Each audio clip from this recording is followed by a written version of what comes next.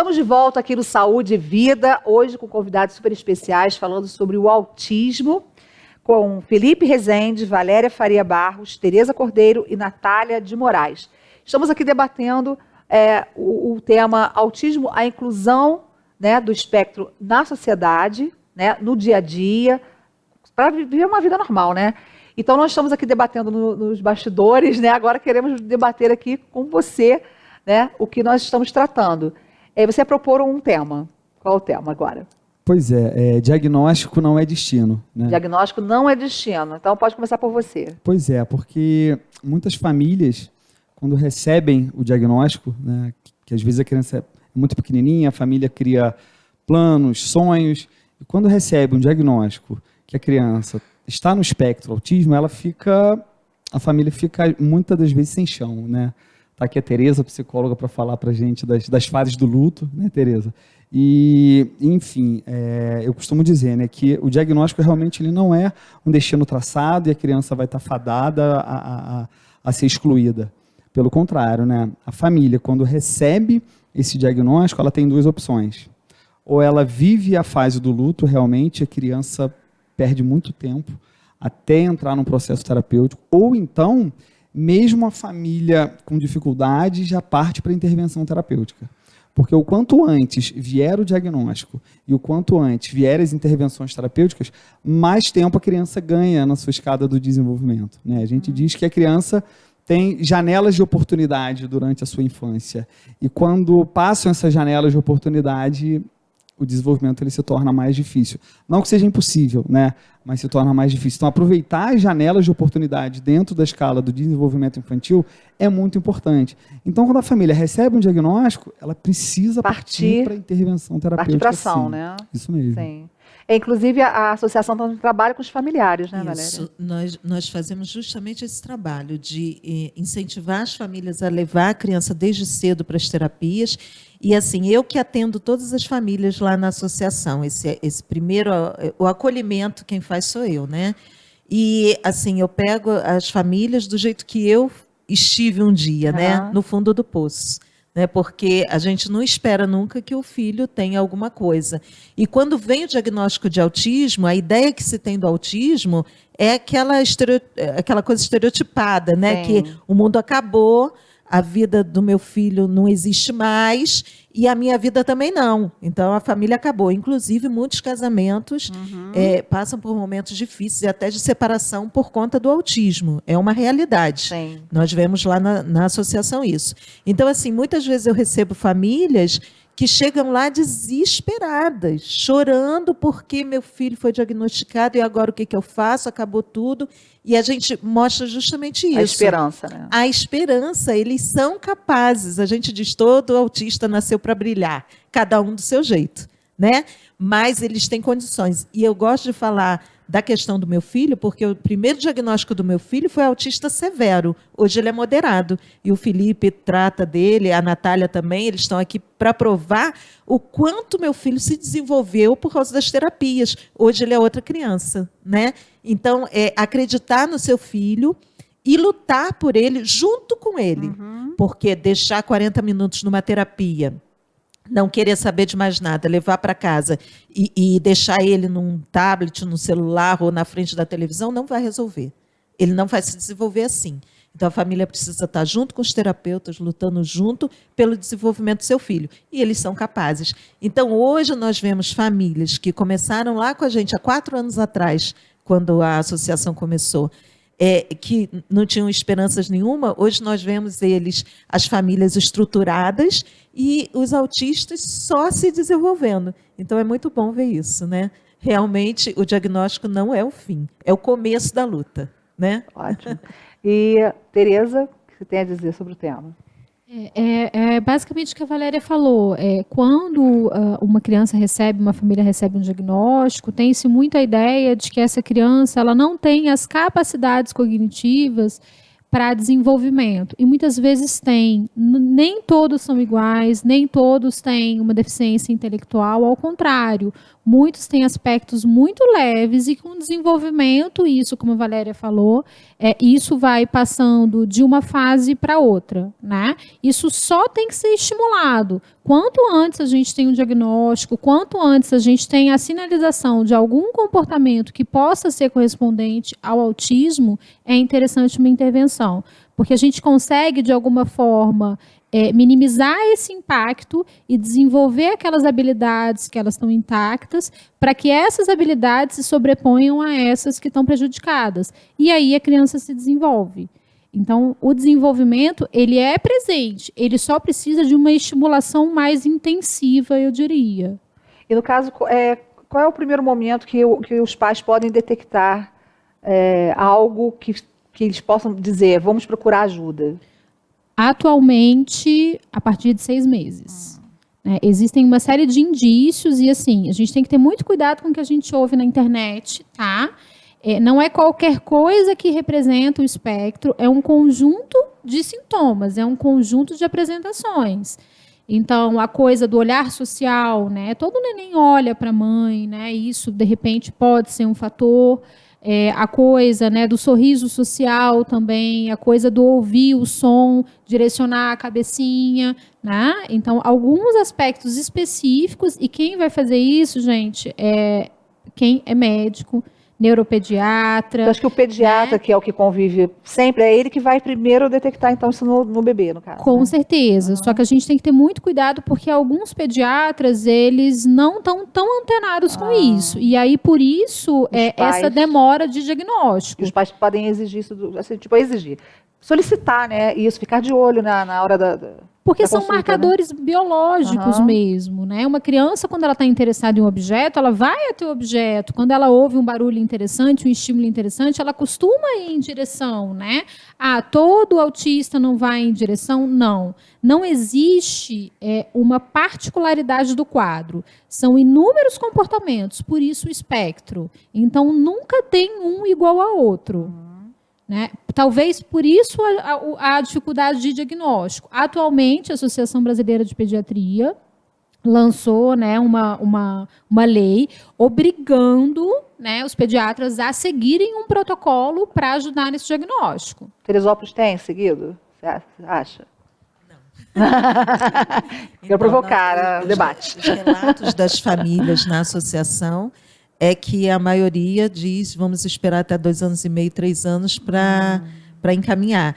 E, na verdade, como Tereza falou, com 6 meses, nós já temos aí sinais que podem fazer com que essa família procure orientação, um neuropediatra, né, um neuropsicólogo, para poder começar. Então, quanto mais cedo, melhor. Quanto mais cedo, melhor. Né? Fiquem todos atentos em relação a isso. E uma estimulação também, né? Um psicomotricista, uma TO, um psicólogo, um neuropsicólogo também, um educador, né? Todo mundo pode estimular, os pais podem estimular essa criança. Esse período de desenvolvimento que ele está falando é um período que ele é crucial, mas ele não é determinante. Então, assim, aos 6 meses, mais ou menos até os 7, existe um mecanismo cerebral, que é o que a gente chama de poda neural, que ficam as conexões que são especializadas, ou seja, aquelas que foram muito utilizadas, aquelas que realmente vão se tornar uma função no nosso corpo, no nosso cérebro. Então, se eu estimular, eu consigo manter essa circuitaria a ponto dessa criança ter a possibilidade de adquirir essa habilidade. Então, estimulação é tudo. Sim. Isso que eu ia falar. E no seu caso? E o que eu vejo muito, que as famílias chegam desesperadas. E como adquirir, né? Todos esses conhecimentos e fazer essas conexões é muito simples, através do brincar. Porque o que você vê a partir de um diagnóstico, a família esquece. Né? Eu costumo falar para todas as famílias, esquece o diagnóstico do seu filho, brinca com ele. Porque é através do brincar que a criança desenvolve, que a criança aprende, através de conviver com outras crianças em ambientes diferentes, que não sejam só dentro de casa ou só na escola. Ela precisa desse convívio, ela precisa das experiências. Porque aí, quando chega lá na frente, o meu filho não tem muita autonomia. mas ele aprendeu os conceitos necessários para realizar essa atividade, porque a gente às vezes faz muito no automático e a gente não presta muita atenção, mas cada coisa que você vai brincar, cada movimento que você faz, o seu corpo aprende. E você faz uma conexão nova. Então, é mais um aprendizado. Então, você brinca. Eu aprendi. Se eu quero brincar de carrinho, eu aprendi que eu tenho que empurrar. Igual uma mãe esses dias falou, o meu filho, o pai do meu filho falou assim, joga o carrinho. Ele jogou o carrinho.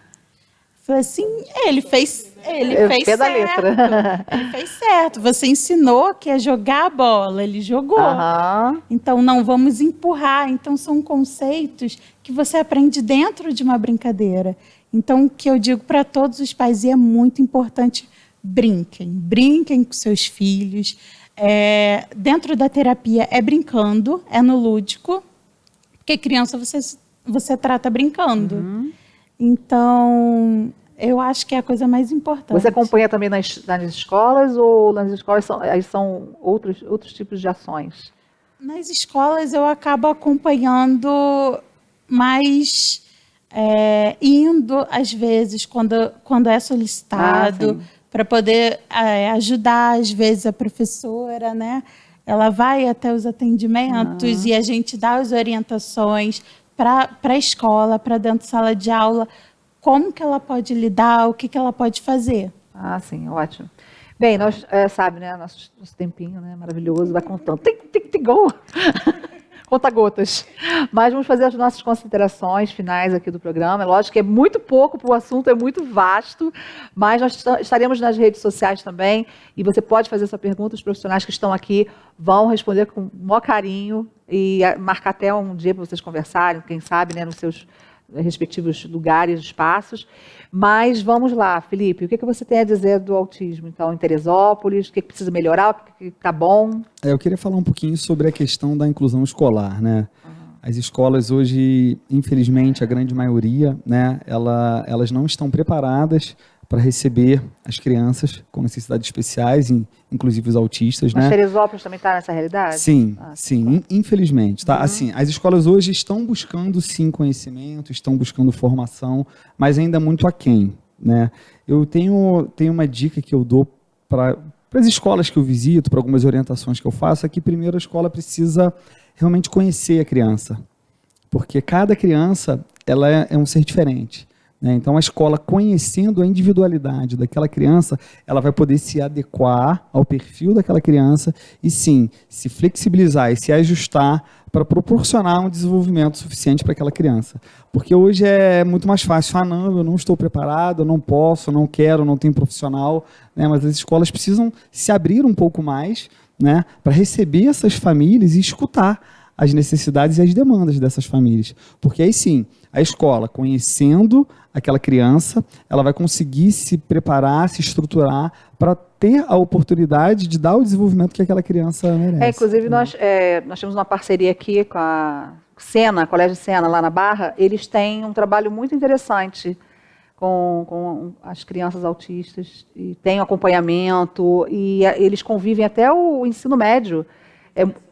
Exatamente, é muito interessante o comprometimento, né, dessa escola. Bacana. Que é o exemplo que a gente tem, que a gente participa. Para outras escolas também, né? Estarem de portas abertas para aprender. Sim. Porque, na verdade, não existe uma receita de bolo. Não tem uma receita de bolo. Deveria ser uma regra para todas as escolas fazerem a mesma coisa, né? Pois é. E aí, Tereza, suas considerações?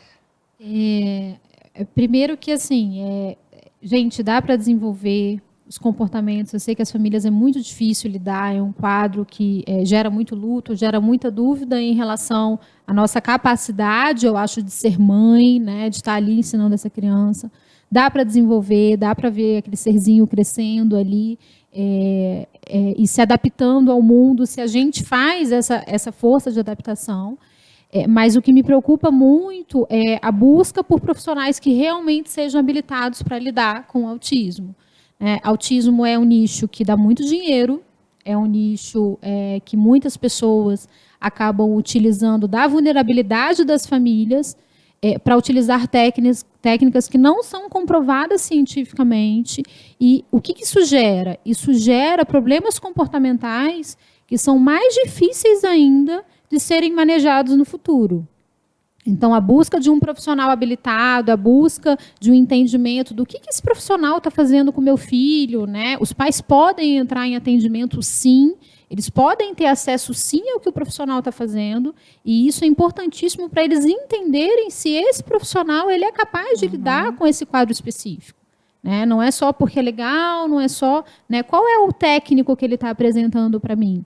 Né? E isso é que vai fazer a criança se desenvolver. Isso é uma coisa que me preocupa muito na área. Né? Cada vez mais eu acho que as pessoas que querem trabalhar têm que buscar conhecimento, têm que se especializar, tem espaço para todo mundo, vamos embora. E nesse né? ponto a TEA tem... TEA, vocês não que é TEA, eu abro TEA.